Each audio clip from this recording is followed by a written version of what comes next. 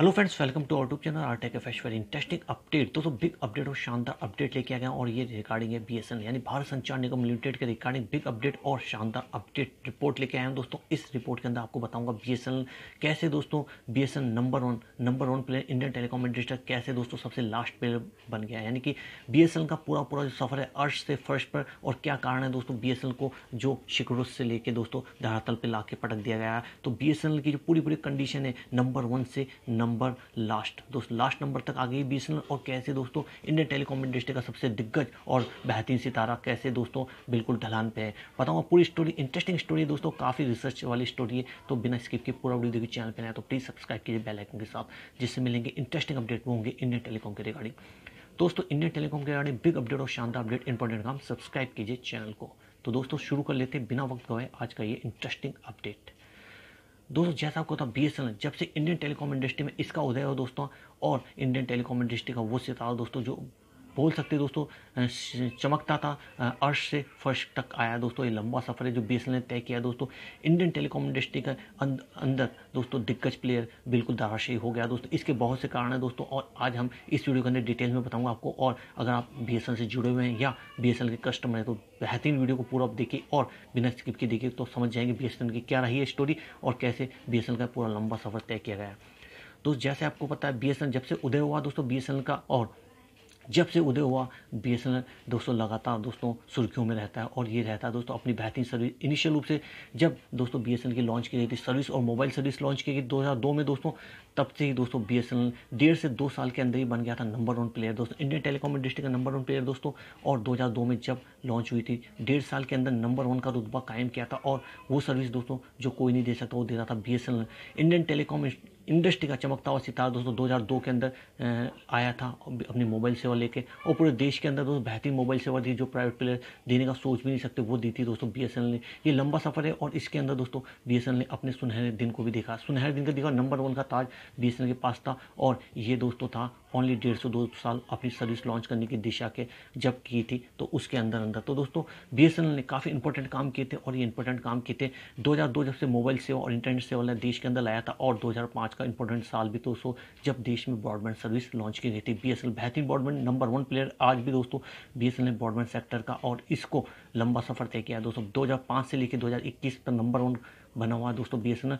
ये दो सफर काफ़ी इंपॉर्टेंट और काफ़ी बेहतरीन रहा दोस्तों।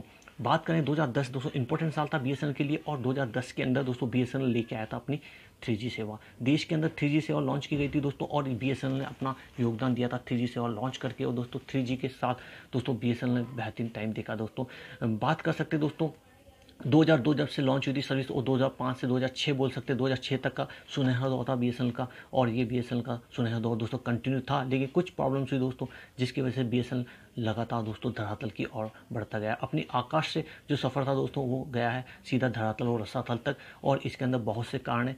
बात करते हैं तो सबसे पहले कारण एम्प्लॉयज़ दोस्तों, एम्प्लॉयज़ और जो बीएसएनएल का एक मजबूत आधार है जो करते देश की सेवा दोस्तों। बीएसएनएल एम्प्लॉयज़ जो कड़ी मेहनत करते दोस्तों, और लगातार कई सालों से दोस्तों जब से इंडियन टेलीकॉम इंडस्ट्री में ये प्लेयर आया दोस्तों, कब से जब से ही बेहतरीन सेवा दे रहा, और ये है बेहतरीन कर्मचारी को साथ लगातार रहा है दोस्तों। इसके लिए बीएसएनएल ने बेहतरीन सेवा दी। अब वही साथ दोस्तों कह सकते हैं दोस्तों कि एक बोझ बन गया दोस्तों बीएसएनएल के अंदर जो कर्मचारी दोस्तों, वो एक बोल सकते हैं प्राइवेट प्लेयर से कंपेयर करें दोस्तों कि एक बड़ा सैलरी का बोझ होता है दोस्तों, क्योंकि इतने सारे कर्मचारी को सैलरी देना है कि एक मुनाफे का एक बड़ा हिस्सा बीएसएनएल का जाता है दोस्तों सैलरी के अंदर।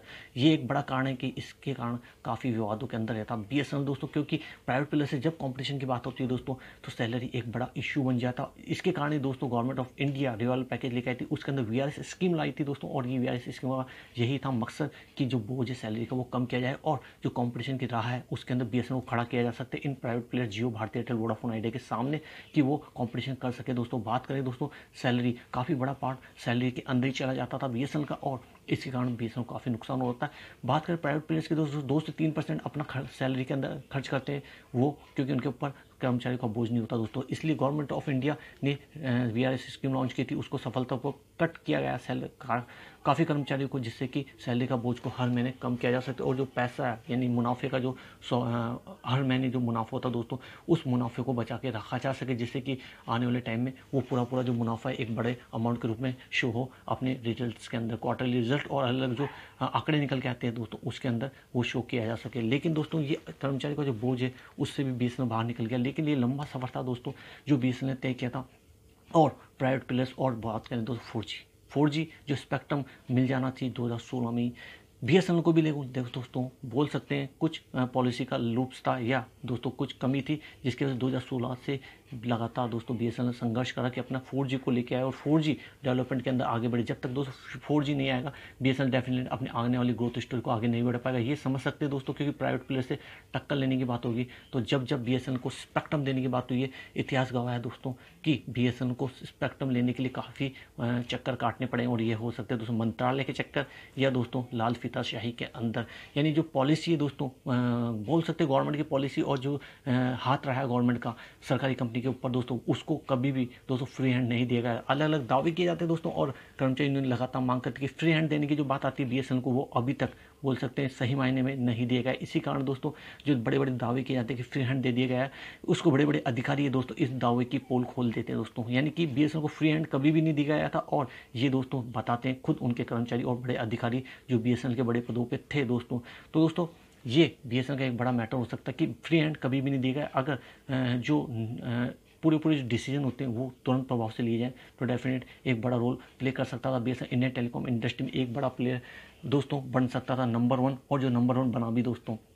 2002 जब से इंटरनेट सेवा ले आया था 3 से 4 साल यानी 2 से 3 साल के मध्य में दोस्तों उन्होंने नंबर 1 का ताज बरकरार रखा था। उसके बाद लगातार दोस्तों नीचे की दिशा रही है, यानी डाउनफॉल रहा बीएसएनएल के अंदर दोस्तों। इसके अंदर एक बड़ा कारण है फ्री हैंड के अंदर एक बड़ा मैटर आता है टेंडर्स के अंदर कभी भी दोस्तों बीएसएनएल को कुछ भी काम करना होता है तो उसे एक अपनी टेंडर के रूप में ही सारी बोलियां मांगनी पड़ती है। प्राइवेट प्लेयर्स अपना काम बोल सकते हैं कि जल्दी कर लेते हैं और बिना किसी टेंडर के करते हैं। जब उन्हें लगता है कि ये प्लेयर सही से और हमारा बेहतर काम करे उसी को टेंडर देते हैं दोस्तों। बीएसएनएल की एक पॉलिसी है और शुरू से दोस्तों पारदर्शिता के साथ पूरा काम करने की जो मंशा है गवर्नमेंट ऑफ इंडिया की, उसके कारण दोस्तों गवर्नमेंट की जो पॉलिसी टेंडर्स की जो प्रक्रिया होती है लंबी होती है, उसी के कारण काफ़ी डिले होता है। और जब बीएसएनएल को बेहतरीन सर्विस और बेहतरीन इक्विपमेंट की जरूरत होती है, इतिहास गवाह दोस्तों जब इक्विपमेंट लेने की और अपने पूरे सिस्टम को बोल सकते हैं डिजिटल करने की और प्राइवेट प्लेयर्स के मुकाबले दोस्तों 3G और अलग अलग जो सिस्टम है इक्विपमेंट्स है वो खरीदने में काफ़ी डिले हुआ, जिसके कारण बीएसएनएल हो सकता था उनसे यानी प्राइवेट प्लेयर से कंपटीशन कर पाता, लेकिन वो टाइम था दोस्तों काफ़ी लंबा हो गया। यानी कि सही टाइम पे अगर बिना टेंडर्स के या एक जल्दी वाले टेंडर्स के बीएसएनएल के सब इक्विपमेंट्स और अलग अलग चीज़ें प्रोसेस में लाई जाती तो दोस्तों वो सब काम कर सकता। बीएसएनएल 3G के टाइम जैसे हुआ था पूरा जो प्राइवेट प्लेयर्स कर रहे थे देश की ग्रोथ के अंदर अपना हिस्सा बढ़ा रहे थे दोस्तों, उस टाइम बीएसएनएल को अपनी दोस्तों बोल सकते हैं मंत्रालय के चक्कर काटने में और अपने टेंडर्स को आगे बढ़ाने में भी बहुत लंबा टाइम वक्त गवा दिया दोस्तों। वो एक गोल्डन टाइम था दोस्तों जिसके कारण बीएसएनएल आगे बढ़ सकता था और उस टाइम प्राइवेट प्लेयर को कड़ी टक्कर दे सकता, लेकिन बीएसएनएल को रखा गया पीछे और इसके बहुत से कारण बताए मैंने दोस्तों।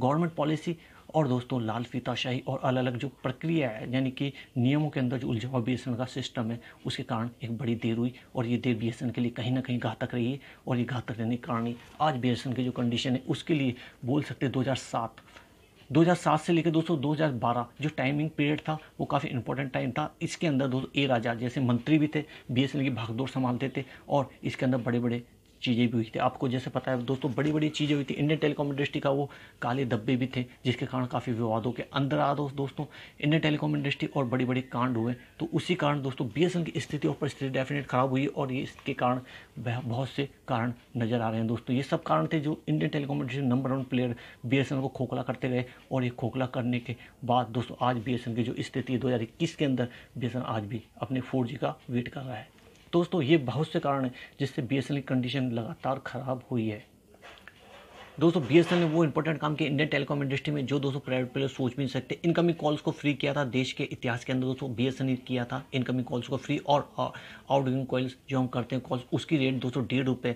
जो पहले दोस्तों 16 रुपये के करीब थी उसको 1.5 रुपये के ऊपर लेके आई थी दोस्तों। और दोस्तों ये काफ़ी कुछ इंपॉर्टेंट काम बीएसएनएल ने किए थे। बीएसएनएल का सुनहरा दौर जो था दोस्तों 2002 से लेकर 2005 जब से इंटरनेट सेवा लॉन्च की गई थी 2002 और 2005 इंपॉर्टेंट ईयर बीएसएनएल के दोस्तों वो सुनहरा दौर नंबर 1 का दौर दोस्तों वापस आ सकता है। और उस उस टाइम दोस्तों बीएसएनएल के पास तक भारी भरकम कैश रिजर्व 35,000 करोड़ का दोस्तों कैश रिजर्व था, और वो बोल सकते हैं बीएसएनएल का एक सुनहरा दौर, गोल्डन टाइम और गोल्डन इरा दोस्तों था। और उसके लिए दोस्तों यानी बीएसएनएल को अब कड़ी मेहनत करनी पड़ी आने वाले टाइम में दोस्तों, क्योंकि उस टाइम दोस्तों बीएसएनएल की सिम लेने के लिए लोग मिन्नतें करते थे, बीएसएनएल की सिम हमें मिल जाए। और बीएसएनएल दोस्तों सिम लेने के बाद अपने आप को एक बोल सकते हैं काफ़ी अपने आप को मानते थे सौभाग्यशाली दोस्तों। बीएसएनएल की सिम मिलना एक काफ़ी टेढ़ी कीट था उस टाइम दोस्तों, सिफारिशें करते थे लोग बीएसएनएल की सिम मिल जाए।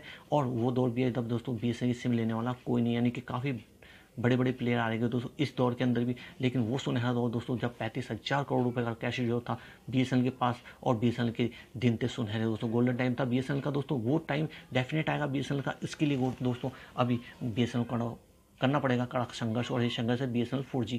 एक चाबी है दोस्तों जो कि सुनहरे दौर को खोल सकती है, वो है बीएसएनएल का 4G। बीएसएनएल 4G जब तक नहीं आएगा दोस्तों बीएसएनएल की कंडीशन और दोस्तों ग्रोथ स्टोरी आगे नहीं बढ़ पाएगी। ये क्लियर है दोस्तों बीएसएनएल के अंदर और बीएसएनएल के बाहर सब लोगों को पता है, लेकिन ये बात पहुंचानी दोस्तों पूरे सिस्टम को, और सिस्टम को सुनाने के बाद दोस्तों सारे अप्रूव होने के बाद जो गवर्नमेंट ऑफ इंडिया अप्रूव कर चुकी है हाइब्रिड 4G प्लान, तो उसके साथ बीएसएनएल जाएगा और अपने सुनहरे दौर की दोस्तों वापस ला सकता है। नंबर 1 का जो सुनहरा दौर है वापस लौट के आएगा, ये हम आशा कर सकते हैं दोस्तों। और इस वीडियो के अंदर डिटेल में बताया दोस्तों भारतीय दूरसंचार इंडस्ट्री के अंदर, इंडियन टेलीकॉम इंडस्ट्री के अंदर क्या है बड़ा रोल बीएसएनएल का, और बीएसएनएल जो नंबर 1 था कैसे अर्श से फर्श के ऊपर दोस्तों बीएसएनएल को लाया गया, और इसके बहुत से कारण मैंने बताइए आपको कौन सा कारण लगा, और आप क्या सोचते हो बीएसएनएल को नंबर 1 से नंबर लास्ट तक लाने में क्या है महत्वपूर्ण योगदान, किन किन उन्होंने दिया दोस्तों, क्या है मैं रीजन, तो बताइए दोस्तों कमेंट करके। और चैनल पे नए तो प्लीज़ सब्सक्राइब कीजिए बेल आइकन के साथ, जिससे मिलेंगे इंटरेस्टिंग अपडेट होंगे इंडियन टेलीकॉम के रिगार्डिंग। दोस्तों इंडियन टेलीकॉम के रिगार्डिंग बिग अपडेट और शानदार अपडेट का इंपॉर्टेंट काम, सब्सक्राइब कीजिए चैनल को, जिससे मिलेंगे इंटरेस्टिंग अपडेट होंगे इंडियन टेलीकॉम के रिगार्डिंग। दोस्तों इस वीडियो में इतना ही, मिलेंगे नेक्स्ट वीडियो में, तब तक के लिए जय हिंद, वंदे मातरम।